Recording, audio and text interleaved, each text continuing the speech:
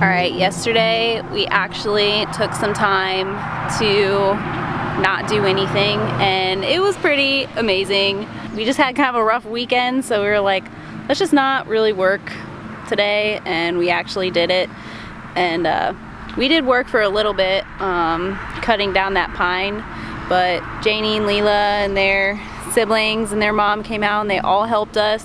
And of course it started to pour down rain, like more rain, as soon as they got there, but they like helped us work through all the rain and we got most of it cleaned up. So, and the rain was like really warm. It actually was really refreshing and made me feel a lot better. So we're back at it today. Janie and Leela came back today and helped, and we got a bed of purple cabbage planted and then half a bed of the green cabbage. Got that all watered in, and then they helped us start some seeds and they filled a bunch of microgreen flats for me. The cabbage started wilting like as soon as we transplanted it, so we got the insect net and the shade tarp on it like right away and just watered it. All right guys, Wednesday, planting, all types of stuff. George! Happy Wednesday!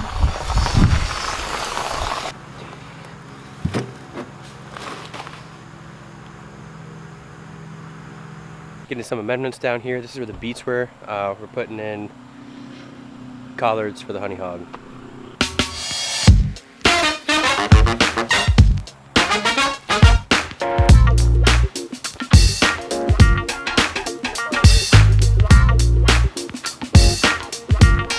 So one of the things we're doing different this year, because we didn't do this last year and we should have, is putting weed mat down for these long-term fall crops. Because when you have something like these are going to be in the ground until like next spring, and the amount of time weeding into that is pretty dumb. So we're going to use a weed mat this year. How much do you love being a lazy millennial? Ooh, I love it. We're going to the coffee shop today. We're gonna sit around and watch Netflix. We're gonna go to the bakery and then the brewery. We're gonna get some like $600 sushi, maybe.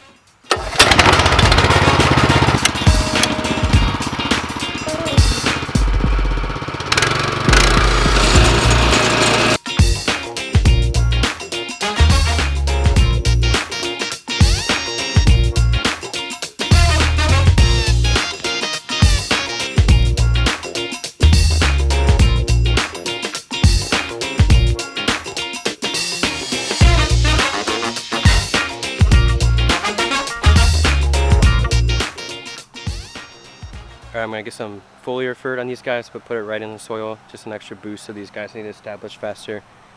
It's hard for cool season crops to really take off with the heat, so this will help.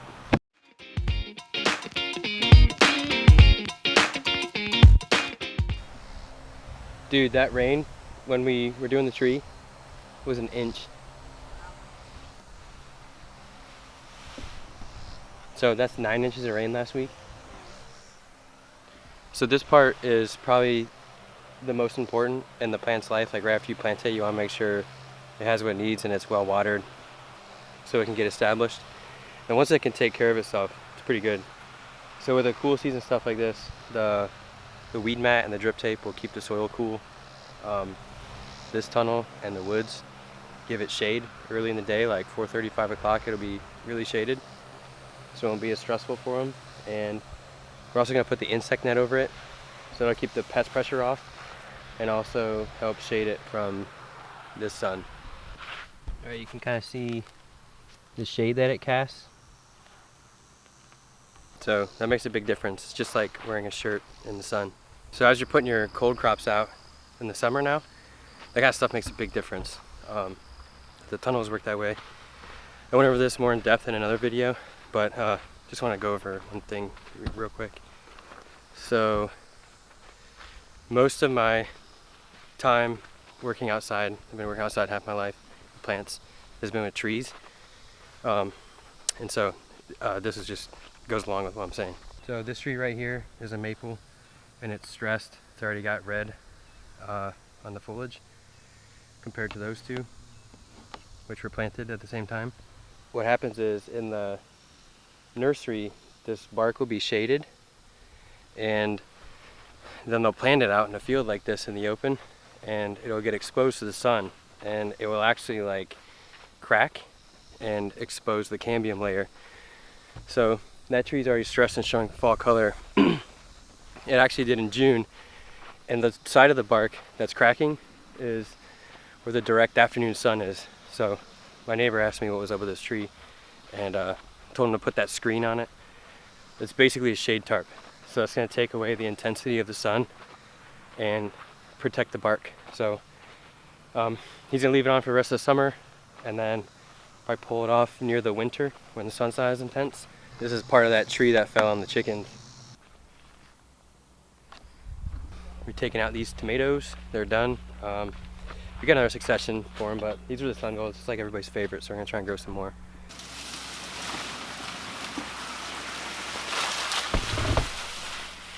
Tori's going through and harvesting what she can, and then I'm coming through behind and taking them out. Yeah, we kind of neglected these, and just like sun golds will really produce if you just like leave them. So that's what we did. Help me! It's the tomato jungle.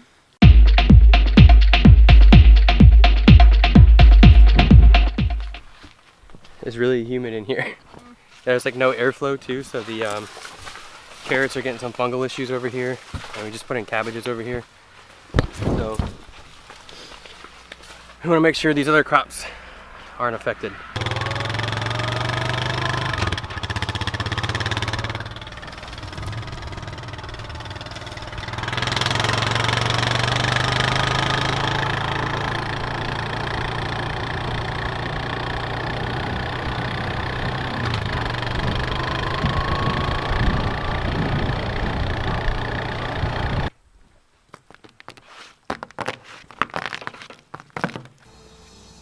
Getting there. I'll try to hold it like back here.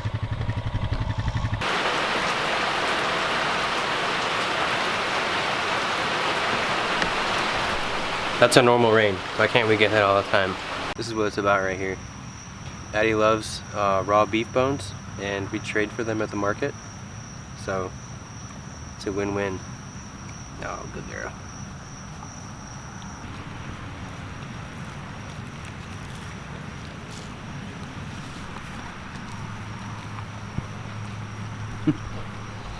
Alright guys, pretty good harvest day this morning. Jenny and Leela helped, and now we're washing and getting stuff ready for the market.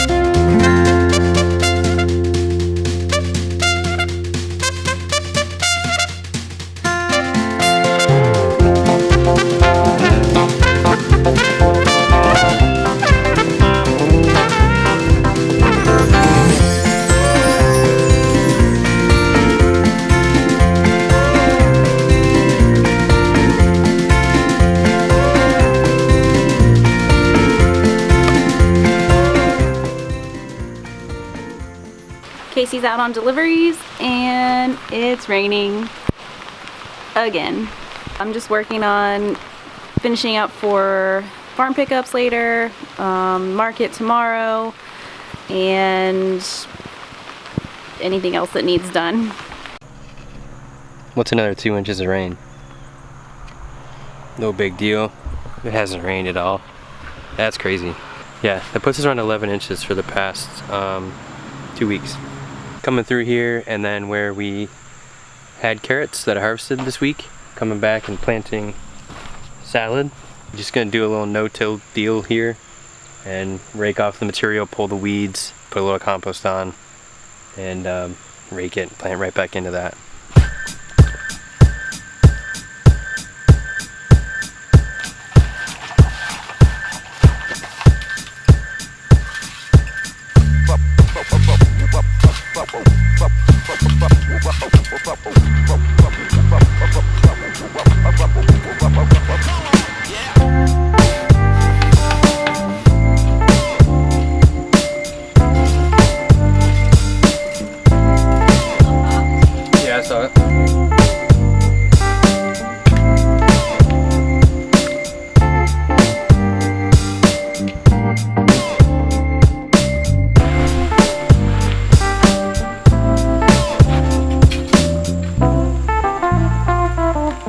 Alright, Tori got everything ready for the farm pickups while I was delivering.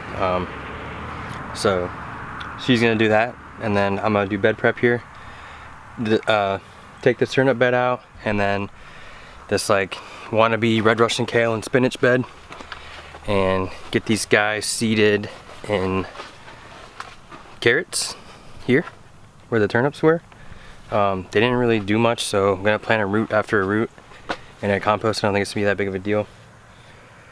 And then this edge bed will be Swiss Charter kale, not sure yet. Okay, I got these beds clean and the compost down.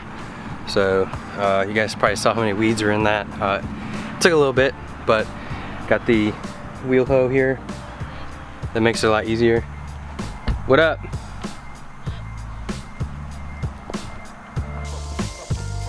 Not done yet? Ah, come on. LOL, JK. We neglected these beds, so bad. yeah, it took a little extra effort, but it'll be good for the whole winter. Probably have to hand weed it a couple times, but that's it.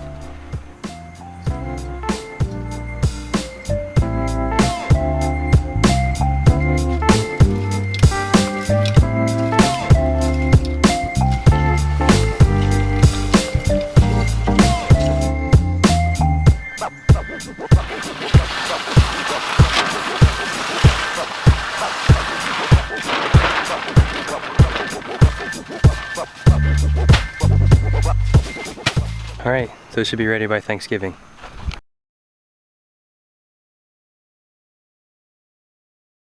Alright, so we just finished up with the chickens, and I was going to show you guys the setup. Someone had asked about that before.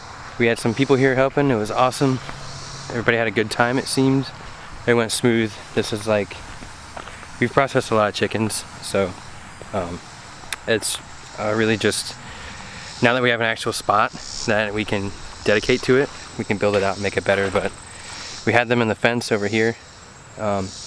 We did raise them on our neighbor's land. Show some clips of that.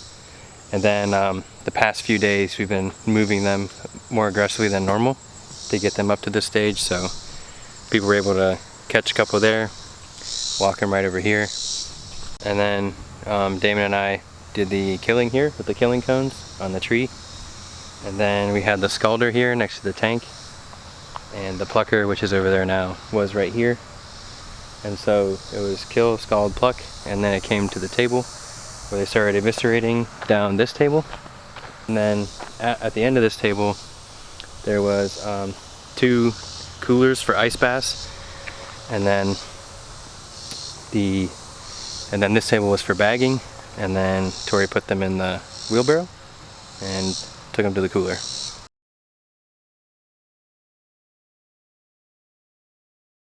If you guys want, I can do a video on processing a chicken. Justin Rhodes already has good ones, so I mean that's who we learned from. Yeah, and 319 Farm and Outdoors. They are friends up the road. Check out their channel. They have tons of pastured poultry info on there. Our main thing is veggies, but we eat chicken, so we raise chicken, and some of our customers have asked for it, so we do it. That's probably all we're gonna do this year though for meat birds. We did 160, and I'm pretty good on taking care of them. We gotta really get ready for fall and ready for winter. And we gotta build these end walls on the nursery tunnel. We got 2 more tunnels to put up. Tons of planting to do, tons of planning to do for next year. and so it's a little more, and that makes more money for us, the veggies. So accounting tip of the week this week is the balance sheet. And the balance sheet is basically a snapshot in time of the company's assets, liabilities, and owner's equity. And you can use the balance sheet to see certain ratios that your company has, like debt to equity, or like a current ratio, which is basically how like liquid your company is with assets. You do be mowing though. So a company can pay for its assets one of three ways. They can pay cash through the income that they've earned. They can take out a loan, which would be a liability. They can have an owner's investment, which would be equity in the company. So the balance sheet looks like this. So you have all your assets here in blue. So your assets consist of the cash that you have in the bank, accounts receivable. You have current assets like your field assets, power and gas tools. For us, it's like totes, coolers, crates, stuff like that. A lot of anything that's under usually like 5 years is considered a current asset that you own. And then you have fixed assets. So that's any of your long-term assets. So for us, it's like the Caterpillar tunnels, the walk-in cooler, the Jang cedar, all our silage tarps, and our wells. Those are all considered fixed assets. And then in the pink, you have the liabilities and the equity. So your liabilities is what you owe.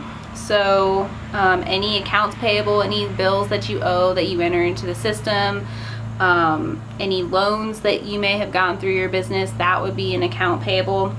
And then you have your equity accounts. So that's going to be your owner's investments. So any money that you are putting into the business in cash, and then retained earnings from previous years, and then you have your net income from the current year. So for the balance sheet, it's called a balance sheet because assets are always going to equal your liabilities plus your equity. So that's why they call it the balance sheet. And another thing is that debit always equals credit in accounting. So that's like rule number one in accounting is debit equals credit. So when you're doing an entry, for example, like if you made an owner's investment of $1,000 cash in your company, you would do cash, which is an asset. So an assets have a debit balance. So you would debit $1,000, and then you have your owner's equity, which is your investment, and that is an equity account. So you would credit $1,000. So debit always equals credit, and then you're also going to see that on the balance sheet when you make that statement. So you would see your cash asset with $1,000, and then you would see your equity, owner's equity with $1,000. And it would balance out there as well. Since you didn't get an accounting tip last week, accounting tip of the week number 2 is don't fall behind on doing the office work. You can really get overwhelmed. I know there's a lot going on, especially in farming. We have a lot going on, and a lot of times there's so much to do out in the field that even I don't feel motivated to do office work and look at the books, but I try to spend every Sunday morning and just sit down with my coffee and my breakfast and just try and go through the books, look at everything, make sure it looks okay, and after a while it becomes second nature.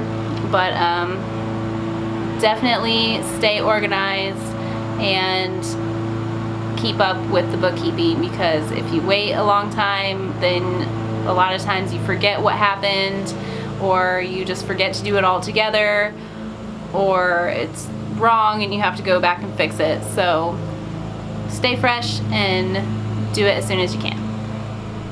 Alright guys, tree of the week here. This is, a lot of you probably know it actually, this is a crepe myrtle, and nothing, it's pretty common. It's mostly a landscape tree, but Since it's blooming, I figured I would share it in case anybody's wondering. It generally has this vase shape like this and is multi-stemmed and has this really cool bark.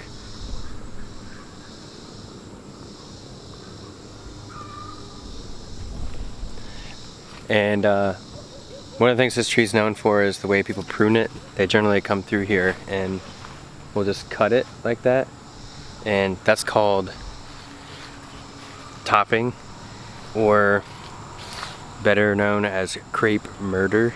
Instead of crepe myrtle, it's crepe murder, because that's like the worst thing you can do for any trees, to go through and top it like that. If you guys want to learn more pruning things about trees, leave it in the comments, let me know. But yeah, so if you see a crepe myrtle that's been crepe murdered, tell them to prune it differently. There's a right way to prune it. It's not that hard.